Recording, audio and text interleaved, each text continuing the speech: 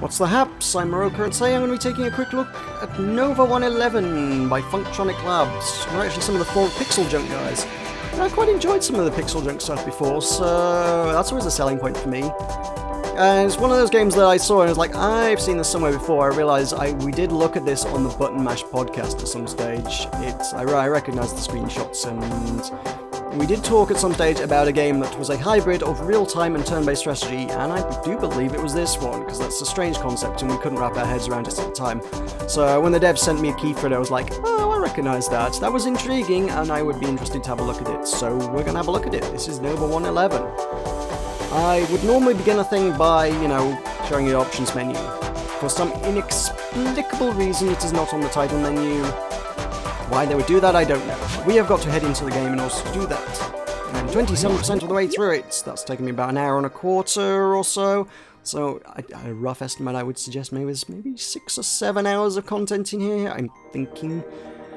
The next level I have not yet completed does appear to be a boss level, I think. So, I'm actually going to go back and do a previous level to show you the mechanics, because I think the boss level is going to be something entirely different. So, I'll go into the options menu before we get into the actual game mechanics itself. Video options... limited. It's a very basic visual style. It doesn't need to be super complex graphics options, but I would like to see more than this. We've got full screen and VSync, that's literally it. If it's windowed mode, you can just drag the window to resize it, but some kind of resolution options at the very least would be, rather nice to have. Sound options, again, kind of suboptimal. Music and sound effects can be on or off. That's it. That's literally all you get. Sliders would be very nice to see there, but we don't get them. Nope. Controls look as though they're rebindable on gamepad. On keyboard even, sorry. I'm playing on gamepad. I cannot rebind these things, so yeah. There is analog movement, that's the only thing you can get. It's basically, I presume, that allows you to use the analog stick to move your character. By default, it makes you use the D-pad to move the character, and I've kind of gotten accustomed to that now, so I guess I'm probably going to stick with that. I imagine that if you started learning to play a game with analog movements, that would probably be pretty standard, but there you go. Your language options are English and all of the following things. So if you speak the following things, this game has you catered to. So there you go. Let's head back on in. Let's have a look at the game. It is mechanically similar to... My first impression was Crypt's Necrodancer, but specifically played on Bard mode, actually. So, yeah, you know how Crypt's Necrodancer had turn-based combat and movement and whatnot, and all the enemies kind of resolved their stuff at the same time as you, and then it was all rhythm-based. But Bard, as a character, removed the rhythm thing, so it just ignored the music and everything. You could just move at your leisure as fast or as slow as you liked. It's kind of that. The thought later then occurred to me that actually this is also very similar to a lot of older roguelikes, and indeed the one I'm probably most familiar with, because it's the only one I've played that has this kind of movement system and combat system, is Shattered Planet, I took a look at a little while ago on my channel. So it's those kind of systems. So you can see with the movement of the projectiles of these turrets here, all the projectiles only move when I do, which is very, very similar to something like Crypt of the Necrodancer. Or indeed anything else, Crypt of the Necrodancer is probably the one I'm going to refer to the most because it's the one I'm the most familiar with. I played a lot of that game. I played Bard a lot of the time on that game. So these mechanics are inherently familiar to me. So that's a good start. Although it does say it blends real-time into it, does it not? It does. How does it do that? Well, we shall see. Not at this moment in time, but soon we will encounter these that have alternate mechanics. So we can move around like that. We've got a couple of abilities that use science, as you'll see in the bottom left-hand corner. I've got 2 that recharge over time. They've got a little timer that ticks down from 12. That's 1 per move. So if I use my science to use my laser to blow up those rocks, you can see one of the science markers has disappeared. Now there's a 12, and I'll go down by 1 each time I move. If I press A to skip a turn, which is a thing you can do, that will actually decrease that number by 4. So if you stand and don't do anything, you'll regenerate a lot faster. Additionally, you've already seen me use this, but it's kind of a little bit of a teleport ability. It lets you skip over a tile. Those also use your science. So both of those use 1 science. So if you're in a safe place, and you're not particularly going for like a speed run or anything. I'm clearly not at this stage because I barely started the level and I've already taken 180 turns. Yeah. There we go. Got that one. Because I was able to dodge it, because it's, you know, turn-based. That's a very necrodancy thing. It's like, oh, sidestep the thing, hit the thing. All the enemies is like these. It's very reminiscent. It's just like sidestep the thing, hit the thing, sidestep the thing. You get accustomed to it. So this is the first real-time enemy. If you come into contact with this enemy, it will start a timer, and the timer is not turn-based. So the turns continue running, but you can see, you might have noticed there was a little pink bar below it that ticked down, and when it hits 0, it explodes and damages everything around it, revealing unto me that there was a shiny hidden down there. So the polygel, if I use it on a few enemies, which I might be able to show you shortly, that basically creates a little AoE explosion around you that I probably shouldn't have collected that because I didn't need it and I will need it in a moment. But it creates an AoE around you that will stun and damage all the enemies. And yeah, you can see you start off with 3 of those. I don't know if you unlock any more later. I think 3 might be the standard. So right bumper will activate that. And yeah, by picking up those little yellow orbs, you'll regenerate that. But you need like 12 of those to do one of those. So this enemy's like really nasty. So I'm going to hit it once, then it's going to do its attack. I've got no real way of getting out of here at this stage. I could try and teleport, but I can't teleport there. There's a vine, there's a rock there, there's a turret in the way there. I could get away there. This enemy shoots 2... It can attack every other turn, and it shoots 2 spaces. So if I try to run away here, it won't work. I can hit it in the face, but it'll still hit me. It's very much like the Bard in Crypt of the Necrodancer. My turns resolve before it does. So if I hit it, I will deal damage to it, but it will then hit me. If it was a killing blow, if it only had 1 bar of health left, I would hit it in the face, and my turn would resolve before it does, so it wouldn't get a turn, and I would kill it. So that would work out nicely in that regard. But right now, I need a way to deal with this, so I'm going to use my polygel. So that resolves before it does. That applies a stun to that character, so that character is now stunned, and I can just pop it in the face and kill it, which is easy enough. So I'm going to go through here. So you can see we've now got that polygel meter in the bottom left even, which shows you how much I collect. So if I collect one of those, that'll go in there. So yeah, you need 12 of those, which is... When you're first introduced to the mechanic, they give you tons and tons and tons of those. Later on, they're a little more scarce, and you kind of need to be fairly careful with rationing them. That enemy is actually a fairly tricky one to get around, so I'm not going to feel too bad about using polygel to get past that enemy, all things considered, actually. So that all the enemy's attacks kind of interact with each other as well there, so that one hits the attack sphere, so that's actually going to go back the other way now. So what I'm going to do here is I'm going to... No, I'm not. I'm going to step away from this. I'm going to let it move up to me. I'm going to use my laser to use it as an attack. I'm going to wait a turn, use another laser. There we go, I'll just do it that way.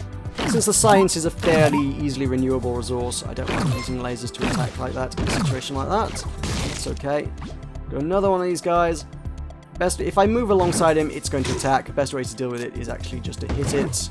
And in this case, probably to duck behind it, then I can hit it again. Oh, it's about to attack, but because I get my move to resolve first, if I hit it in the face, I just kill it, and that's no problem. No problemo. There's a scientist hiding behind this rock.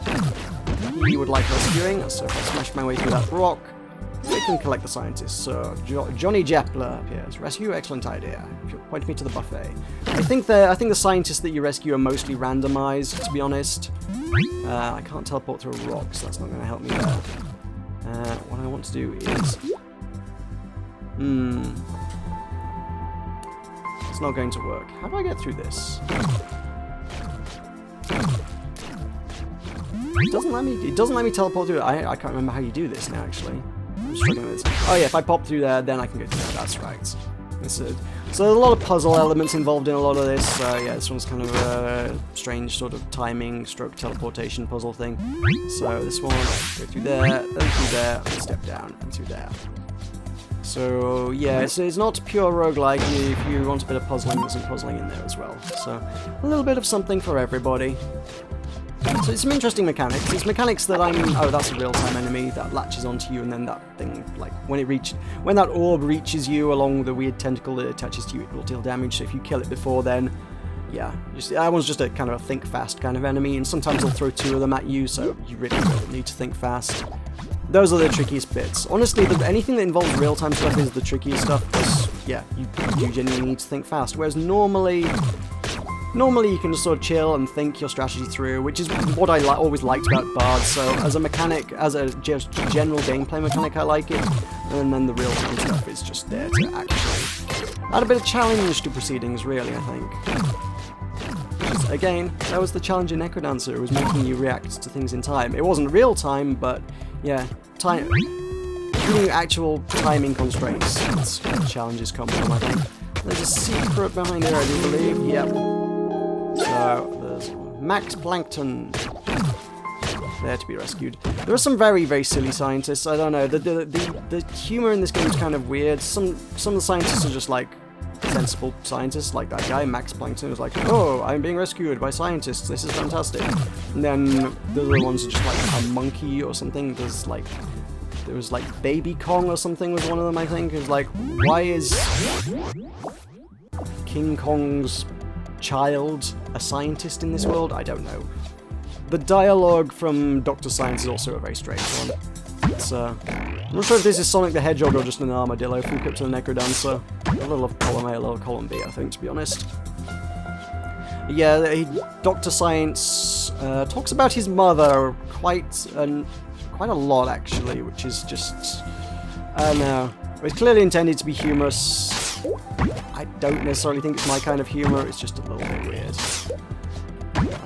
Can we get this thing? If you can trap that one in a corner, it's a lot easier. Otherwise, it's the knockback mechanics makes that one a little tricky to deal with than it would normally be. But again, you've got time to sit and think and actually figure out where things are going. Oh, so this is one of the real-time ones, so I want to... There we go. I got a quick dispatch reward for killing it quickly, but these things will charge instantaneously in one turn as far as they can go. Then they'll stun themselves on a wall, so that's your opportunity to strike on those ones. There we go. So I fully charged up my polygel, so should I require that to get out of a sticky situation, that is available to me.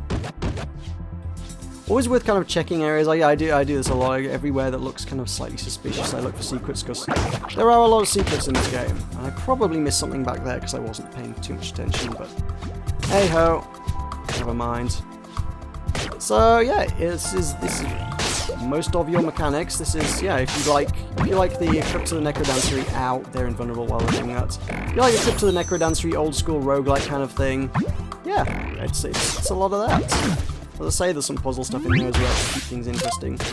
It's entertaining, but I think I've shown you most of what there is. There is, once you've beaten it, a New Game Plus mode, which I'm having a hard time figuring out why this game would warrant such a thing, honestly. Pop through there because there's a secret there. Yep. See, yeah, Neko the cat who drew a face on a rock and made friends with it. Yep, that's a scientist I just collected for some reason, I don't know. Oh well, there we go. Strange humour. I don't rightly get it, but there you go. So yeah, there's a New Game Plus mode, and I can't figure out how this game would work with the New Game Plus mode. It's not a genre that would benefit from such a feature, I don't feel. The New Game Plus sort of thing you would associate with anything that's got any major degree of progression, I would have said. I mean, my biggest experiences with New Game Pluses have always been, JRPG kind of things, which this clearly is not. It does have the progression. You can increase your health, you can increase the amount of science you got. There's progression in there, but the early levels are obviously geared towards you not having those, and it doesn't make such a dramatic difference that I feel it's necessary. So I can't imagine that having a New Game Plus would add a great deal to the game. It might add something, but I don't know if it would add a lot. I'm going to be honest. But it's there if you want it. The main thing I think the game would benefit from, and my understanding is that it's in the works, but is not implemented at present, is basically a level editor, honestly. Either that or procedural generation, again, sort of taken from the roguelike inspirations. A lot of other titles using similar mechanics would have procedural generation. This one does not. These levels are all predefined. There's a few discussions on the Steam forums involving developer where they've said that, honestly, they didn't feel like procedural generation from their experiments with dealing with that generated particularly interesting content for this game. So they are working on it, but yeah, as I say, it's a little while coming, because this game's been out a couple months already. It came out end of August. So it's not a brand new title. My main concern is that adding content down the line like that to a game that, yeah, see, these guys have got real-time elements to them. If you step on the squares that they place attacks on, so that's going to go down. If I'm on that square when that goes off, that will be painful. Or, yeah, or if I just step on it whilst it's there, to be honest. So yeah, procedural generation, they're maybe waiting a little too long after launch to add that kind of content, I feel, all things considered. I feel like it would have benefited from that more closer to launch. I'm goofing up a bit here. As well as the level design. Apparently that's also in the works, but there was a post back in September from the developers that were like, yeah, we're working on a level designer. It's still in the works, due out some point next year, soon. It's not next year anymore, is it? It's 2016 already. Yeah, we're into next year. I need to deal with that. My sense of time has gone awry. Why could I not teleport through that? That gave me the option to do... Oh, it's because I used my laser. That's why I didn't use teleport. That would be why I couldn't do that. There, up against the wall, these things are a little bit easy to deal with because you can land a couple of hits on them at once, and they've got 4 health, which is a good amount of health. Let's dodge that. In the face. I shouldn't have popped you in the face twice. I should have done that once. Pop one through there. Another one over here.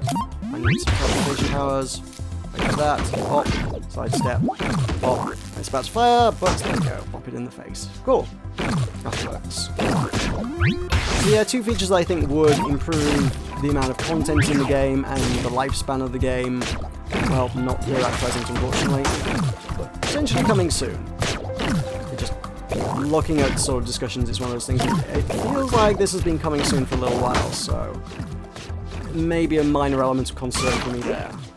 I don't know what this is about. Mr. George pops up a few times in this level, and I don't know who he is or what he's doing, and he doesn't make any sense. The game has just a very strange sense of humor, and I don't quite know where it's coming from. I don't know. Maybe I just don't get jokes. I have a terrible sense of humor. That's it.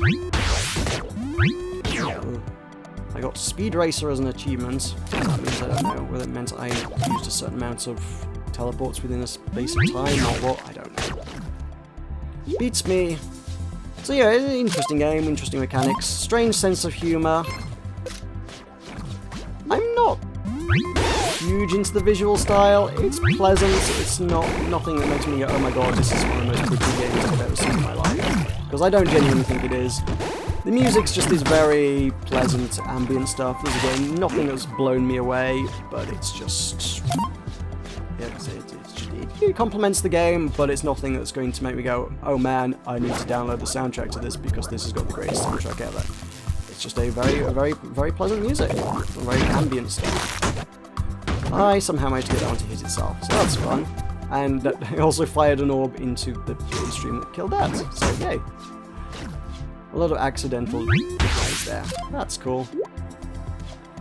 I suppose one final mechanic I haven't particularly touched on is that we do have that shielding around it. I should have mentioned this earlier. Yeah, that's also on a timer like Science. So if I take damage, the little shield next to my health will disappear and it will say, oh, in 10 moves your shield will come back. And then your shield comes back. I think there's a secret. Yeah. Let's go and bob through here. And, oh yeah, the stalactites will fall from the ceiling. They're a real-time obstacle, so yeah, oh, it's 14 turns for the shield, in fact, so yeah, the shield now is down. If I get hit, that will now damage my health, and in 14 turns, I'll get my shield back. I can use that to my advantage to kill that as well. That's fun. I think that's a secret I found before. We shall hop through here and back to where we came from. So this is pretty much Nova-111 in a nutshell. It's fairly simplistic. I think there's like one more mechanic to unlock as well. Looking at the controls in the control menu, it looked like there was one other ability I haven't yet unlocked. But I've got 2 out of 3. Got most of them. So I guess the gameplay becomes a little bit more different later on. Again, I would like to see a little more variety in the landscapes, but I feel like it's just I haven't quite finished the first area. It seems to drag on a little longer than I might have liked. But I think if I kill that boss, I will probably be into new terrain, new enemies, new styled areas. for now, we're in these strange canyons and things. So there you go, there you have it. That is Nova-111. It's an interesting little creature. It is £11.99 on Steam, but obviously the Steam sale bringing it down to £2.39, 80% off in the Steam Winter Sale. And it's also available on PS4, Vita, Xbox One, and Wii U as well. I have no idea how much it costs on those platforms. I imagine they are not having a Steam sale. Just a thought. So yeah. So there you have it. This is Nova-111, available now for PC, Mac, and all of the other things. I've been Meroka. Thank you very much for watching. See you next time.